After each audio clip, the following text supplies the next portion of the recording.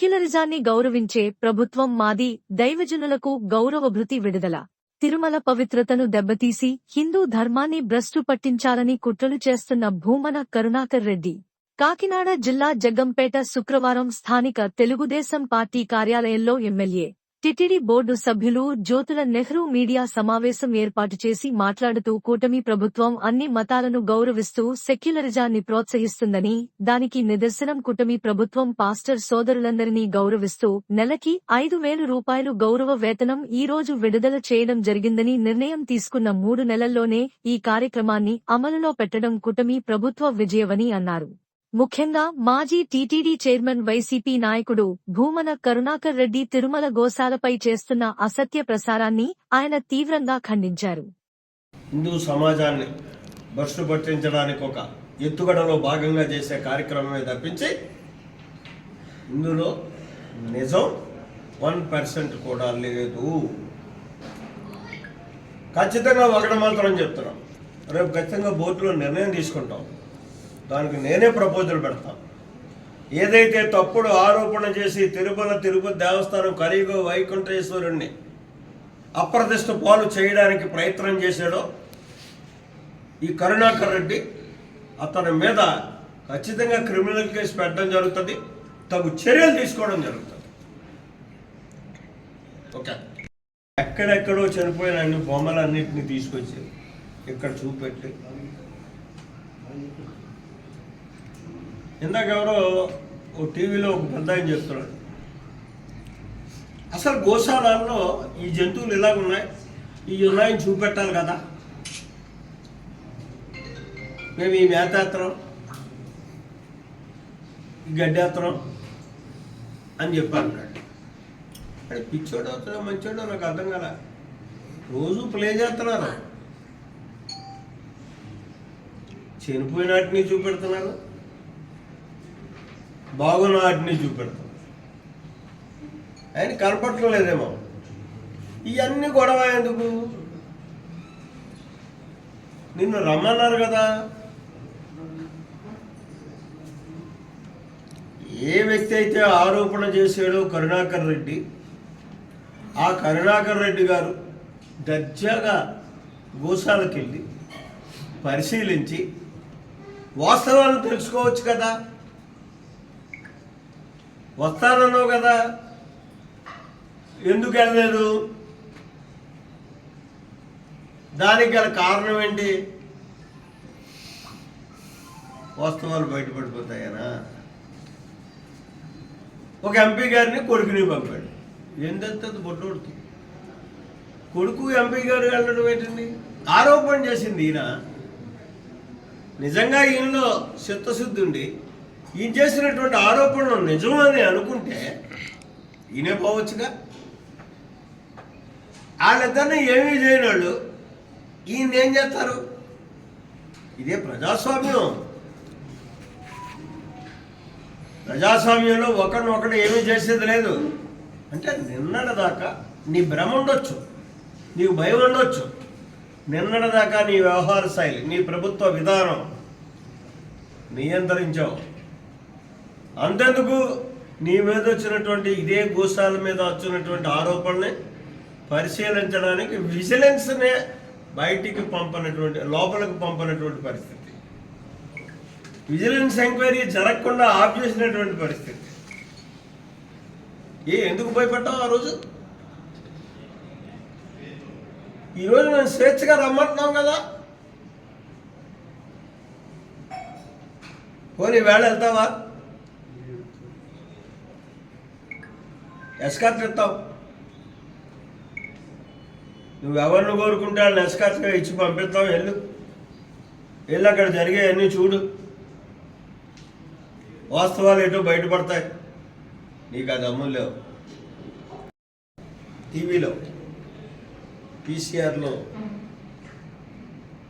Play చేస్తే. అంతేకాదు, తనకు విప్లవకారుల ఆదర్శ భావాలు ఉన్నటువంటి వ్యక్తిగా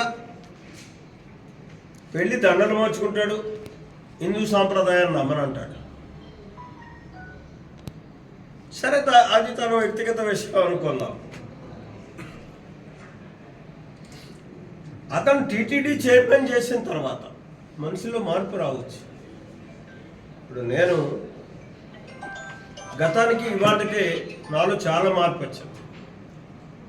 ప్రజాసేవే నిరంతరం చెయ్యాలి అనేటటువంటి ఆలోచనతో ఉండేవాడు. ఇవాళ ప్రజాసేవతో పాటు మాధవ సేవ కూడా చెయ్యాలి అనేటటువంటి మార్పు నాలో వచ్చింది. అలాగే మార్పు రావచ్చు. టీటీడీ చైర్మన్గా ఉన్నటువంటి ఆ వ్యక్తి, ఆ కరుణాకర్ రెడ్డి, తన కూతురు పెళ్లి క్రిస్టియన్ సాంప్రదాయంలో చేశాడు.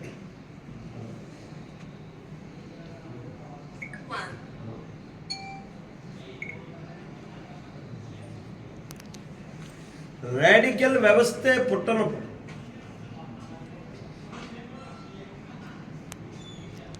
వీళ్ళ అన్నగారు కానీ ఇతను కానీ తిరుపతి యూనివర్సిటీలో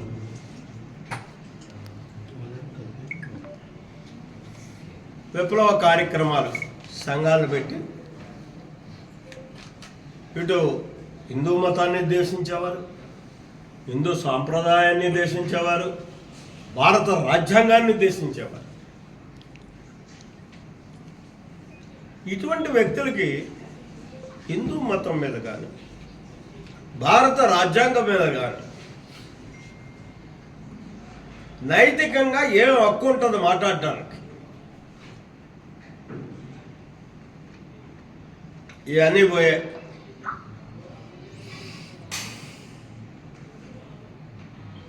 ఇక్కడ అతను ఒక అభియోగం చేశాడు. నేను సూటిగా కరుణాకర్ రెడ్డిని ఒకటే అడుగుతున్నా, నీ గుండె మీద చేసుకుని నువ్వు 2 సార్లు బోర్డు మెంబర్గా కాదు, 2 సార్లు నువ్వు చైర్మన్గా కాదు, తిరుపతిలో ఉన్నటువంటి గోశాలను ఎప్పుడైనా నువ్వు పరిశీలించావా? పలమలేరులో ఉన్నటువంటి గోశాలను పరిశీలించావా? తమ్మయ్యపాలెంలో ఉన్నటువంటి గోశాలను పరిశీలించావా?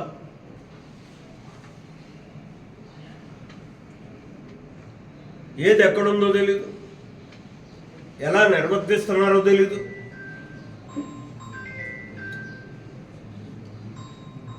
నీకున్నది ఏంటంటే ఆ రోజు రాజశేఖర రెడ్డి, ఈరోజు జగన్మోహన్ రెడ్డి, వాళ్ళిద్దరికీ కూడా హిందూ సాంప్రదాయం మీద నమ్మకం లేని వ్యక్తులు. నిన్ను తీసుకొచ్చి టీటీడీ బోర్డు చైర్మన్ చేస్తే నువ్వు దాన్ని ఎందుకు ఉపయోగించుకున్నావో ప్రజలందరికీ తెలుసు, దండుకోవడానికి ఉపయోగించు. ఎంత ఆశ్చర్యం ఏంటంటే ప్రత్యక్షంగా నేను గుడ్ ఫ్రైడే సందర్భంగా మన నియోజకవర్గ ప్రజలందరికీ కూడా నా శుభాకాంక్షలు తెలియజేసుకుంటూ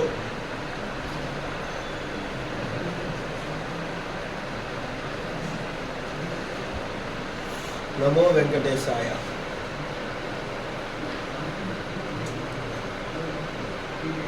సెక్యులర్ వ్యవస్థను గౌరవించేటటువంటి ఒక కూటమి ప్రభుత్వంగా ఈ గుడ్ ఫ్రైడే సందర్భంగా రాష్ట్రంలో ఉన్నటువంటి ఫాస్టర్ సోదరులందరికీ కూడా నెలకే 5,000 రూపాయల చొప్పున పారితోషికం ఈరోజు రిలీజ్ చేయడం జరిగింది.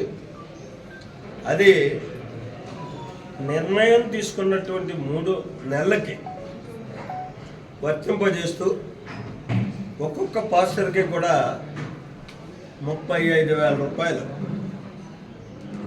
ఇవాళ కూటమి ప్రభుత్వం ఇవ్వడం జరుగుతుంది. అకౌంట్లు పడిపోయినాయి ఆల్రెడీ. మన జగ్గంపేటలో చూసుకుంటే 42 మంది పాస్టర్ సోదరులకు వచ్చాయి. గండేపల్లిలో చూసుకుంటే 25 మందికి వచ్చాయి. కిర్లంపూడిలో చూసుకుంటే 36 మందికి వచ్చాయి.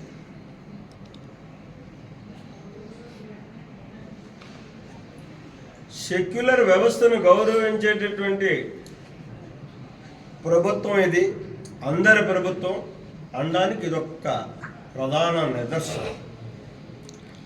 ఎందుకంటే ఇటీవల కాలంలో కొద్దిమంది ప్రబుద్ధులు హిందుత్వాన్ని మరుగున పరచాలి, బస్టు ప్రకటించాలి, ఇబ్బందులు కల్పించాలి అని చెప్పి లేనిపోయినటువంటి అభూత కల్పనలు సృష్టిస్తూ గందరగోళం చేస్తున్నటువంటి పరిస్థితి. ఇటీవల మీరు చూశారు, టీవీల్లో కానీ పత్రికల్లో కానీ తిరుమల తిరుపతి దేవస్థానం మీద వస్తున్నటువంటి కథల పుంకాలు. సాక్షాత్తు ఎవరైతే 2 సార్లు టీటీడీ సభ్యుడిగా, 2 సార్లు టీటీడీ చైర్మన్గా, ఏ రకమైనటువంటి నైతిక విలువలు లేనటువంటి, అర్హత లేనటువంటి అతను నాస్తికుడో తెలీదు, ఎక్స్ట్రీమిస్టో తెలీదు, అంటే విప్లవకారుడో తెలీదు, మతోన్మాదో తెలియదు. అటువంటి వ్యక్తి 4 దఫాలు తిరుమల తిరుపతి దేవస్థానం ఆనాటి ప్రభుత్వాలు అతనికి అవకాశం కల్పించాయి.